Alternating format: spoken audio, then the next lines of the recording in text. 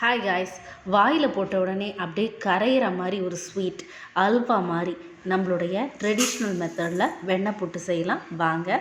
ஒரு கப்பு இட்லி அரிசி எடுத்துக்கோங்க. இந்த கப்பில் தான் நான் மெஷர் பண்ணியிருக்கேன். தண்ணி சேர்த்துக்கோங்க. 2லேருந்து 3 மணி நேரம் இந்த இட்லி அரிசி நல்லா ஊறணும்.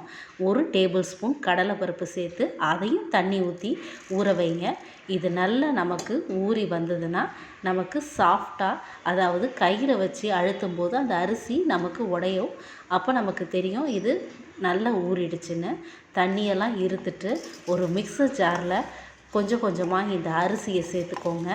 எந்த கப்பில் இட்லி அரிசியை மெஷர் பண்ணமோ அதே மெஷரிங் கப்பில் 1.5 கப்பு தண்ணி சேர்த்து நல்ல தண்ணியாக அரைச்சி எடுத்துக்கோங்க. நல்ல பேஸ்ட் மாதிரி அரைஞ்சிருக்கணும். அதுக்கப்புறம் ஒரு பேன் சூடு பண்ணுங்கள். அந்த பேனில் 1 கப்பு தண்ணி சேர்த்துக்கோங்க. இந்த தண்ணி சேர்த்ததுக்கப்புறம் நம்ம ஊற வச்சுருந்த கடலைப்பருப்பை அலசிட்டு அதோட சேர்த்துக்கோங்க. இந்த கடலைப்பருப்பும் தண்ணியும் நல்லா கொதிக்கிற வரைக்கும் வெயிட் பண்ணுங்கள்.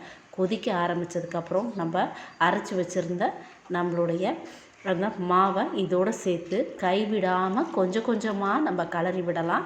இதை நீங்கள் கைவிட்டு கலர்னிங்கன்னா இது கட்டிகளாயிடும். சேம் டைம் நீங்கள் ஃப்ளேமை சிம்மில் வச்சுக்கோங்க. ஹையில் வைக்காதீங்க. ஹையில் வச்சா அடி பிடிக்கிறது மட்டும் இல்லாமல் நமக்கு சரியான ஃபார்முக்கு கொண்டு வர முடியாது. அதனால் கைவிடாமல் நல்ல கலரி கொடுங்க. எல்லா பக்கமும் நல்ல கலரிட்டு இருக்கும்போது நீங்கள் ஒரு பிஞ்சு சால்ட்டு சேர்த்து அதையும் சேர்த்து நல்லா கலருங்க. இப்போ நமக்கு ஒரு திக் ஃபார்முக்கு வருது. இன்னும் நல்லா கொஞ்சம் கெட்டியாகட்டும். கெட்டியானதுக்கப்புறமா நம்ம ஒரு 3/4 கப்பு நம்ம வெல்லம் சேர்த்துக்கலாம். அதுக்கு ஃபஸ்ட்டு வெல்லத்தை நல்லா இடித்து தூள் பண்ணி எடுத்துக்கோங்க. இந்த எடுத்துக்கிட்டதுக்கப்புறமா இது ஒரு ஃபார்முக்கு வரும். இது கொஞ்சம் ஒட்டாமல் தண்ணி தொட்டு நீங்கள் பார்த்தீங்கன்னா கையில் ஒட்டாது. அப்போ இந்த அரிசி வெந்துருச்சின்னு அர்த்தம்.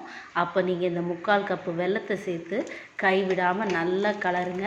இது வெல்லம் நல்லா கரைஞ்சி அந்த அரிசியோடு மிக்ஸ் ஆகணும்.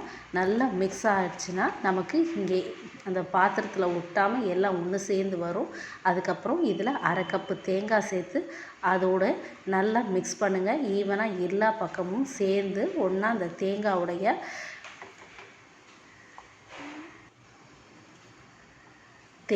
எல்லா பக்கமும் சேர்ந்து நல்லா கலரி விடலாம்.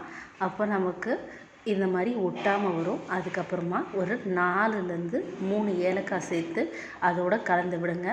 நல்ல ஃப்ளேவர் கொடுக்கும். அதுக்கப்புறமா இப்போ நம்ம ஒரு பிளேட்டில் வச்சு சர்வ் பண்ணலாம். நம்மளோட வெண்ணெய் புட்டு ரெடியாக இருக்குது. சாப்பிட்றதுக்கு எம்மியாக இருக்கும். நீங்களும் செஞ்சு பாருங்கள். தேங்க்யூ. Bye bye all.